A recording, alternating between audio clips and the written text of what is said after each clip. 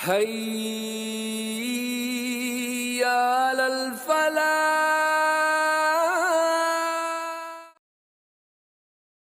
جو ہے بدی کے لیے بلایا، مگر اس نے کہا کہ میں اللہ سے ڈرتا ہوں۔ اور اس کے بعد وہ مرد، وہ آدمی جس نے اپنے داہنے ہاتھ سے ایسے چھپا کر صدقہ دیا کہ بائیں ہاتھ کو خبر نہیں ہوگی، اور اس کے بعد وہ آدمی جس نے تنہائی میں اللہ کے سامنے اللہ کی یاد میں آنسو بہائے۔ یہ بخاری کی کتاب الزکوٰۃ میں جو ہے یہ حدیث وارد ہوئی ہے، اس میں یہ 7 آدمی ہیں جن پر کل اللہ تعالیٰ کے عرش کا سایہ ہوگا جب کوئی سایہ نہیں ہوگا۔ اس کے بعد والی جو آیت مبارکہ ہے اس پہ ہم آتے ہیں۔ اجعلتم، اب اللہ تعالیٰ فرماتے ہیں اجعلتم، کیا تم نے بنایا، سقایت الحاجی، سقایا ہوتا ہے پانی پلانا، حاجی ہوتا ہے حاجیوں کو، کیا تم نے بنایا حاجیوں کو پانی پلانا، وعمارت المسجد الحرامی، اور مسجد حرام کو آباد کرنا، اس کی تولیت وغیرہ جو ہے جس کا آپ اقرار کرتے ہو، کمن آمن باللہ، اس کی مانند جو ایمان رکھتا ہے اللہ پر، والیوم الآخری،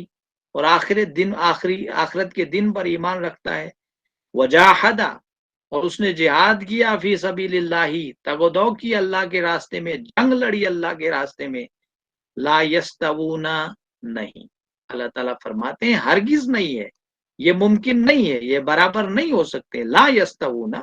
عند اللہ، اللہ کے نزدیک، واللہ لا یہدی القوم الظالمین، اور اللہ نہیں ہدایت دیتا ان لوگوں کو جو ظالم۔ تو اللہ تعالیٰ فرماتے ہیں کیا تم نے حاجیوں کو پانی پلانے اور مسجد حرام کو آباد کرنے کو اس شخص کے کام کے برابر بنا دیا جو اللہ پر اور آخرت کے دن پر ایمان لائے، اللہ کی راہ میں جہاد کرے، تگ و دو کرے، تو اللہ تعالیٰ اس کے بعد فرماتے ہیں کہ یہ نہیں ہو سکتا ہے، یہ برابر نہیں ہو سکتے ہیں، اللہ ہدایت نہیں دیتا ان لوگوں کو جو ظالم ہے۔ تو مشرکین مکہ جو ہے اس بات پر بڑے نازاں تھے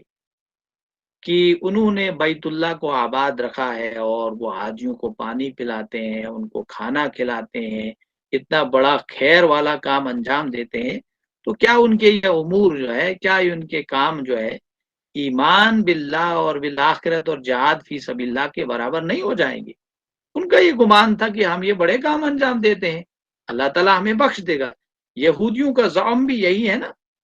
اور مشرکین مکہ کا زعم بھی یہی تھا۔ تو یہودی سے پوچھے، اللہ تعالیٰ فرماتے ہیں کہ نہیں، ایسا نہیں ہو سکتا ہے، یہ برابر نہیں ہو سکتا۔ یہودیوں سے بھی اگر پوچھتا ہے کوئی، وہ بھی قرآن مجید نے اس کا وہ ذکر کیا ہے، یہودی بھی کہتے ہیں کہ کل آخرت میں اگر ہم جو ہے وہ ہمیں اللہ کا عذاب چھوئے گا چند دنوں کے لیے، کیونکہ اللہ کے ہم بڑے چہیتے ہیں۔ تو یہ زوم ان کے ہاں بھی تھا مشرکین مکہ کے، کہ وہ یہ کہتے تھے کہ ہم ایسے بڑے بڑے کام کرتے ہیں، مسجد حرام کے قریب رہتے ہیں، مسجد حرام کی گویا کی تولیت جو ہے ہمارے پاس ہے، اور حاجیوں کو پانی اور کھانا کھلاتے ہیں، یہ کام کیوں نہیں ہم برابر سو سکتا ہے؟ اللہ تعالیٰ نے جو ہے دو ٹوک انداز میں اس کا انکار کیا کہ نہیں، یہ ممکن نہیں ہو سکتا ہے۔ اس کے بعد دیکھیے یہ جو آیت مبارکہ میں نے پڑھی، اس میں بڑی تفسیری اقوال ہیں، یہ آیت جو اس کا شان نزول جو ہے، ایک یہ کہا جاتا ہے کہ یہ مشرکین مکہ کا یہ زوم تھا، اس کے پس منظر میں آیت مبارکہ نازل ہوئی۔ ایک سیدنا نعمان بن بشیر رضی اللہ تعالی عنہ کہتے ہیں کہ نبی اکرم صلی اللہ علیہ وسلم کے منبر کے پاس میں بیٹھا تھا، ایک شخص کہنے لگا کہ مجھے کوئی پرواہ نہیں ہے کہ میں اسلام لانے کے بعد کوئی ایسا عمل نہ کروں سوائے حاجیوں کو پانی پلانے کے۔ دوسرے نے کہا کہ مجھے کوئی پرواہ نہیں ہے اگر میں اسلام لانے کے بعد عمل نہ کروں سوائے مسجد حرام کی تعمیر کی، اور تیسرے نے کہا اللہ کی راہ میں جہاد کرنا ان کاموں سے افضل ہے جس کا تم ذکر کر رہے ہو۔ تو سیدنا عمر رضی اللہ تعالی عنہ نے ان کو ڈانٹا، انہوں نے کہا کہ جمعہ کی نماز تھی، جمعہ کے بعد میں نبی رحمت صلی اللہ علیہ وسلم سے جو ہے میں یہ پوچھوں گا جس بات میں تم اختلاف کر رہے ہیں اس بارے میں ضرور سوال کروں گا۔ اس موقع پر نبی اکرم صلی اللہ علیہ وسلم پر اللہ تعالیٰ کی طرف سے آئے مبارکہ جو ہے نازل ہوئی،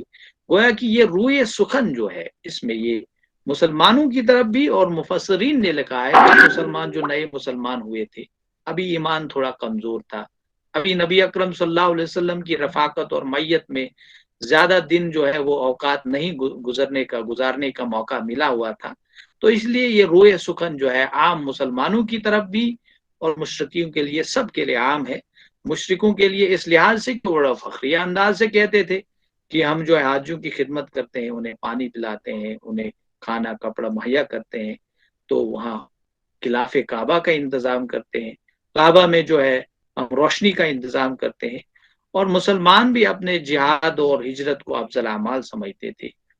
ہیں۔ تو ہمارے پاس بھی جو ہے وہ کہتے تھے کہ مسلمان کہتے ہیں ہم نے ہجرت کی اللہ کے راستے میں، جنگیں لڑی اللہ کے راستے میں، تو ہمارے یہ کام بھی تو کوئی وزن رکھتے ہیں، کوئی اہمیت رکھتے ہیں۔ تو انہیں جواب دیا جا رہا ہے کہ نہیں، ان تمام کاموں سے سب سے بڑا کام یہ ہے اللہ کے ہاں جس کی اہمیت ہے وہ یہ ہے کہ اللہ پر ایمان لایا جائے، اللہ کے راستے میں جو ہے جدوجہد کی جائے۔ اور اللہ نے دو ٹوک انداز میں کہا یہ ممکن نہیں ہو سکتا ہے، تم جس بات کا فخری انداز سے جو ہے وہ اعلان کرتے ہو، یہ ممکن نہیں ہو سکتا ہے کہ تمہیں یہ ایمان والوں کے برابر کر دے۔ پھر اللہ تعالیٰ فرماتے ہیں الذین آمنوا، وہ جو ایمان لائے، وہاجروا، جنہوں نے ہجرت کی، وجاہدوا، اور جہاد کیا، فی سبیل اللہ، اللہ کے راستے میں، باموالہم، اپنی مالوں، وانفسہم، اور اپنی جانوں کے ساتھ، درجتن عند اللہ، ان کا درجتن ہوتا ہے اور مرتبہ، درجے ہیں، عند اللہ، اللہ کے نزدیک، اولئک هم الفائزون، اور یہی لوگ ہیں جو کامیاب ہونے والے ہیں۔ تو اللہ تعالیٰ نے اس آئے مبارکہ میں خوشخبری سنا دی ان لوگوں کی، اور اس کے بعد بھی جو آئے مبارکہ کل انشاءاللہ جس کا درس ہوگا اس میں خوشخبری کے الفاظ ہی استعمال ہوئے ہیں کہ اللہ تعالیٰ کی خوشخبری سنا دیجیے ان لوگوں کے لیے جو یہ جو لوگ پہلے جن کا ذکر ہوا ہے، جن کی کچھ صفات یہاں پر جو ہے وہ یہاں پر بیان ہوئی ہے، وہ لوگ جو ایمان لائے، ایمان کی پہلی صفت، وہاجروا، اور اللہ کے راستے میں گھر بار چھوڑ کر اللہ کے لیے ہجرت کی، وجاہدوا، پھر کسی کا خوف، کوئی ڈر نہیں رکھا ہم کہاں جا رہے ہیں، کدھر کی طرف جا رہے ہیں، کہاں کی طرف چلایا جا رہا ہے، کوئی سوال نہیں۔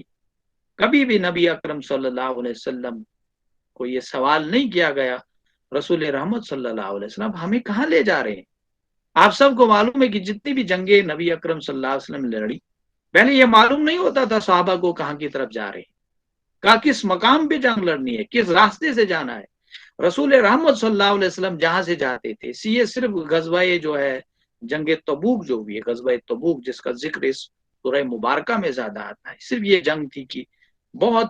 عرصہ پہلے، 1 مہینہ پہلے، جس کی تیاری اور جس کا ذکر جو ہے نبی رحمت صلی اللہ علیہ وسلم، ورنہ اکثر معمول یہ ہوتا تھا رسول رحمت صلی اللہ علیہ وسلم جو جنرل راستہ ہوتا تھا کسی مقام تک جانے کے لیے، آپ صلی اللہ علیہ وسلم اس راستے سے بھی نہیں جاتے تھے، اس راستے کو چھوڑ کر کسی راستے پہ جاتے تھے۔ کسی صحابی نے کوئی سوال نہیں کیا کہ نبی اکرم صلی اللہ علیہ وسلم یا رسول اللہ صلی اللہ علیہ وسلم آپ ہمیں کہاں لے جا رہے ہیں۔ یہاں پر جو ہے وہ جاہدوا فی سبیل اللہ، کبھی کوئی خوف، کوئی غم، کوئی سوال نہیں، جہاں کی طرف لیا جا رہا ہے چلے جا رہے ہیں، جنگ لڑنے کے لیے جا رہے ہیں، تگ و دو کر رہے ہیں، جو کچھ کرنا ہے کرنے کے لیے تیار ہے۔ ایون یہاں تک اس صحابی کا قول ہے کہ رسول رحمت صلی اللہ علیہ وسلم جب جو وہ ہوا تھا، ایگریمنٹ ہوا تھا وہاں پر مدینہ میں ہجرت سے پہلے، مکہ میں ہجرت سے پہلے، رسول رحمت صلی اللہ علیہ وسلم سے ہم موسیٰ اور اس کی قوم کی، موسیٰ علیہ السلام کی قوم کی طرح نہیں ہے رسول اللہ صلی اللہ علیہ وسلم جو کہیں موسیٰ جاؤ اور تم اور تمہارا رب جو ہے لڑے، ہم وہ نہیں ہے یا رسول اللہ صلی اللہ علیہ وسلم۔ اگر تم کہہ دیں سمندروں میں ہمیں اپنے گھوڑے دوڑانے کے لیے، ہم سمندروں میں کود جانے کے لیے بھی تیار، تو یہ ان کا مقام تھا، یہ ان کا مرتبہ ہے کہ انہیں اپنی اموال کے ذریعے سے، اپنی جانوں کے ذریعے سے اللہ کے ہاں ایک اعلیٰ درجہ جو ہے حاصل کیا ہے، اور اللہ تعالیٰ نے ایک سرٹیفکیٹ دیا ان کو، وَأُولَٰئِکَ هُمُ الْفَائِزُونَ، وہ ہے اصل میں کامیابی کے حقدار، وہ ہے اصل میں حقیقی کامیاب ترین لوگ وہی ہیں۔ وآخر الدعوانا ان الحمد للہ رب العالمین، آمین یا رب العالمین۔ اللہ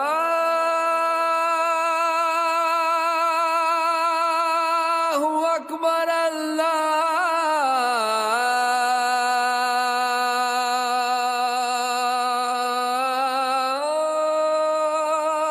اکبر۔